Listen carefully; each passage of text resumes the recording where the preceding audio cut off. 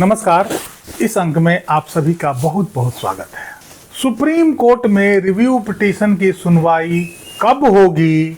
2 साल का समय यूं ही बीतता जा रहा है। पिछले कुछ समय में न जाने यह प्रश्न कितनी बार पूछा गया है। हर वीडियो में लगभग 8-10 प्रश्न इस तरह के पूछे जा रहे हैं। रिव्यू पिटीशन की सुनवाई कब होगी, इसकी चर्चा तो हम अगले वीडियो में करेंगे। आज के इस वीडियो में 2 साल का वक्त बीतने के संबंध में चर्चा करेंगे, ताकि शिक्षकों के मन में उठ रहे इस प्रकार का संशय दूर हो सके और आगे इस तरह का सवाल उनके मन में ना उठे। जिन भी शिक्षक बंधुओं के मन में इस तरह का प्रश्न उठ रहा है कि 2 साल का समय बीता जा रहा है, उनसे मैं एक सवाल पूछता हूं कि आपकी लड़ाई किस चीज को लेकर है?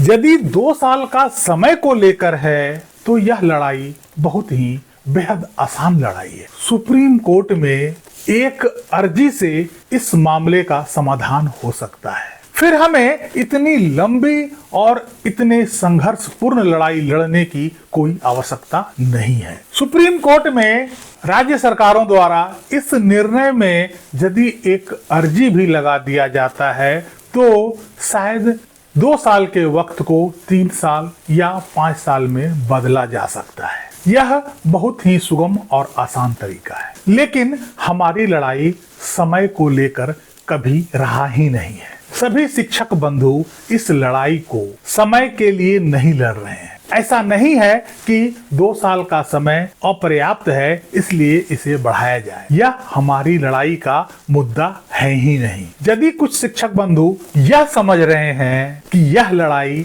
टेट को लेकर है, तब भी वे गलत हैं। यह लड़ाई टेट को लेकर भी नहीं है, क्योंकि टेट कोई बड़ा मुद्दा नहीं है। यदि आवश्यकता हुई तो हमारे शिक्षक बंधु इतना सक्षम है कि वे उसे भी करके दिखा सकते हैं। हाँ, इसमें हो सकती है कि थोड़ी कैजुअलिटी रह जाए, कुछ शिक्षक बंधु रह जाए, लेकिन मुझे विश्वास है कि ज्यादातर शिक्षक बंधु इस मुहिम को पार कर लेंगे। यह लड़ाई ना तो समय के लिए है और ना ही टेट का। यह लड़ाई शिक्षकों के आत्मसम्मान का है, उनकी मर्यादा का है, उनकी प्रतिष्ठा का है और सबसे बड़ी बात उनके अपने अधिकारों की रक्षा का है। हम किसी गुलाम देश के नागरिक नहीं हैं। जब हमारा देश गुलाम था उस समय भी हम लोगों ने अंग्रेजों के बनाए गए काले कानूनों का खुलकर विरोध किया था, साइमन कमीशन का विरोध किया था। लेकिन आज हम स्वतंत्र भारत के नागरिक हैं। हमारे कुछ संवैधानिक अधिकार है। यह लड़ाई उन्हीं अधिकारों की रक्षा का है। अपने अधिकारों की रक्षा करना हमारा कर्तव्य है और यह जंग उस दिन तक जारी रहेगा जब तक हमारे अधिकार सुरक्षित नहीं हो जाते हैं। इसलिए किसी भी तरह से किसी शिक्षक के मन में यह नहीं होना चाहिए कि यह लड़ाई केवल वक्त का है, समय का है या टेट का है। यह लड़ाई सभी शिक्षकों के आत्मसम्मान से जुड़ा हुआ है, उनकी प्रतिष्ठा की बात है। इस तरह के प्रश्न उन्हीं शिक्षकों के मन में उठ रहा है जिन्हें आत्मविश्वास की कमी है, जिनके मन में कुछ दुविधा है और वे 2 नाव पर सवार होकर चलना चाहते हैं। ऐसी स्थिति में सफलता में सदा संदेह बना रहता है और इसी तरह के मानसिक स्थिति से वे शिक्षक गुजर रहे होंगे, इसलिए इस तरह का प्रश्न कर रहे हैं। एक बार यदि आप इस अत्याचार को बर्दाश्त कर लेंगे, स्वीकार कर लेंगे, तो आगे आने वाला समय में इससे बड़ा अत्याचार सहने के लिए तैयार रहना होगा। हम अपने अधिकार से बाहर कोई मांग नहीं कर रहे हैं। हम कोई भी ऐसा गैर वाजिब मांग नहीं कर रहे हैं जो संवैधानिक ना हो और गैर कानूनी हो। हम अपने अधिकारों की रक्षा की मांग कर रहे हैं। संविधान ने जो हमें अधिकार दिया है उस अधिकार को सुरक्षित करना चाहते हैं ताकि कोई भी एजेंसी इस अधिकार का हनन ना कर सके। पहली बात यह कि जो हमारा भर्ती नोटिफिकेशन है उससे बाहर हमें कोई भी शर्त मंजूर नहीं है और कोई भी एजेंसी उससे बाहर किसी भी शर्त को हमारे ऊपर नहीं लाद सकती है। हमें बाध्य नहीं कर सकती है जो उस भर्ती नोटिफिकेशन से बाहर की शर्त हो। जिन भी शिक्षकों का भर्ती नोटिफिकेशन में जो भी शर्त दिया हुआ है वे सारे शिक्षक उन शर्तों को लगभग पूरा कर चुके हैं। जिन शिक्षकों की नियुक्ति RTE एक्ट आने से पहले हुई थी उन शिक्षकों के भर्ती नोटिफिकेशन में जो भी बाध्यता थी या जो भी क्वालिफिकेशंस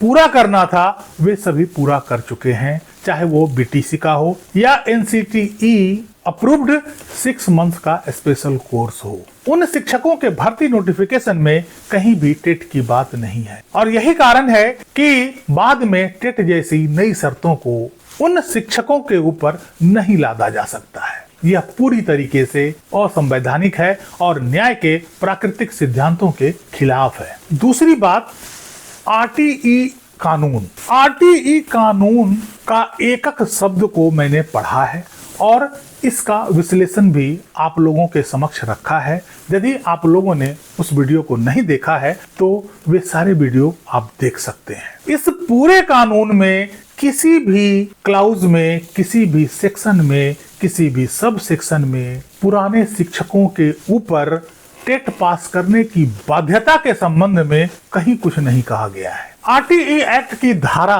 23 जो शिक्षकों की न्यूनतम योग्यता की बात करता है उसमें इस कानून के लागू होने से पहले नियुक्त शिक्षकों के लिए कुछ नहीं कहा गया है। अब सुप्रीम कोर्ट जैसी बड़ी न्यायिक एजेंसी यदि इस कानून को समझने में गलती कर दे उसका भुगतान हमारे शिक्षक बंधु क्यों भुगतेंगे। इस कानून में कहीं भी ऐसी मंशा नहीं है कि सभी सेवारत शिक्षकों के ऊपर टेट पास करने की बाध्यता को डाल दिया जाए।